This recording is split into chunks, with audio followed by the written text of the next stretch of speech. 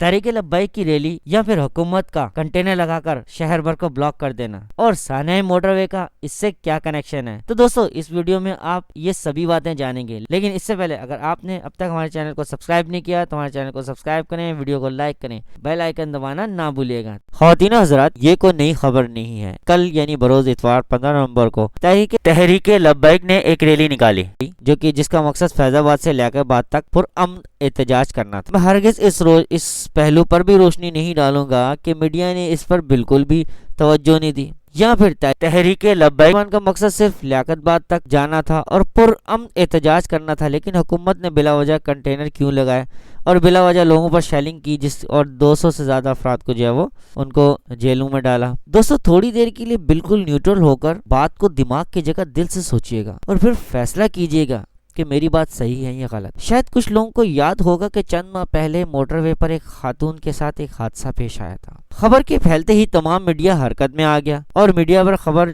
चलने की सूरत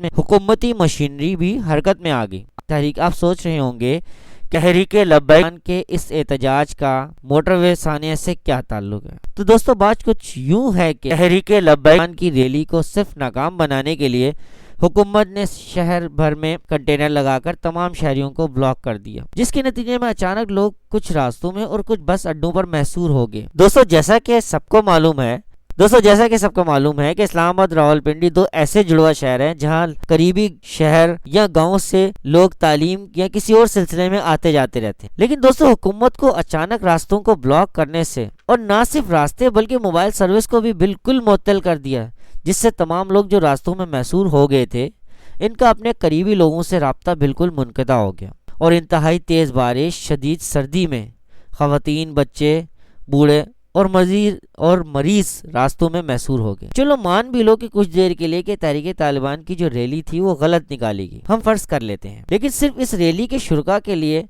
तमाम शहरियों को महसूर कर लिया गया। मरीज रास्तों पे फंस गए, क्योंकि अगर पुलिस को ऐसा करना ही था तो जगह जगह नाके लगा देती ताकि जो पुलिस एम्बुलेंस वगैरह होती उसको जाने दिया जाता और बाकी जो लोग शुरका होते उनको रोक लिया जाता। लेकिन कंटेनर जो थे वो उन्होंने किसी को भी नहीं जाने दिया। आपने अक्सर ये तो सुना होगा कि अक्सर चंद गुनाहगार लोगों की वजह से कोई एक भी बेगुनाह को सजा मिल रही हो तो इस तमाम गुनाहगारों को भी छोड़ दो ताकि उसके चक्कर में वो बेगुनाह ना मारा जाए। लेकिन ये सिर्फ फिल्मों ड्रामों में ही हद तक महदूद है। यानी वो खातून जो तालीम के सिलसिले में या किसी मजबूरी के सिलसिले में अपने घर से निकली थी, या वो मरीज जो अपनी बीमारी की वजह से घर से निकला था, इसकी भारी कीमत चुकानी पड़ेगी। दोस्तों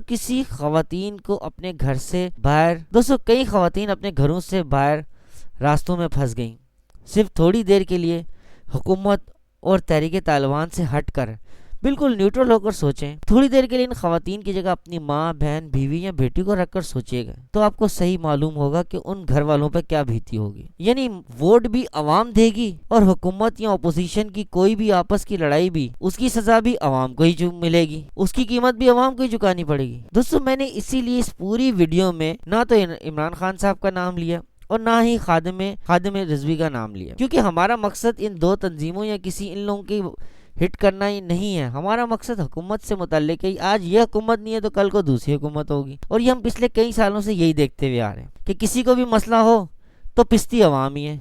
ना तो कोई मिनिस्टर की फैमिली या कोई मिनिस्टर बीच में रास्ते में फंसा और ना कोई और अपोजिशन के बड़े लीडर रास्ते में फंसी तो सिर्फ अवाम बीच में कुछ ली जा रही है। इसीलिए मैंने हुकूमत का लफ्ज़ इस्तेमाल किया। खुदा के लिए आप अब तो सोचो, वो लड़की जो घर से किसी काम के लिए निकली थी, तालीम के सिलसिले में किसी मकसद के लिए निकली, या वो मरीज जो मजबूरी के तहत बीमारी की वजह से घर से निकला, वो पूरी रात घर से बाहर आसमान के नीचे शदीद बारिश में शदीद सर्दी में गुजारी।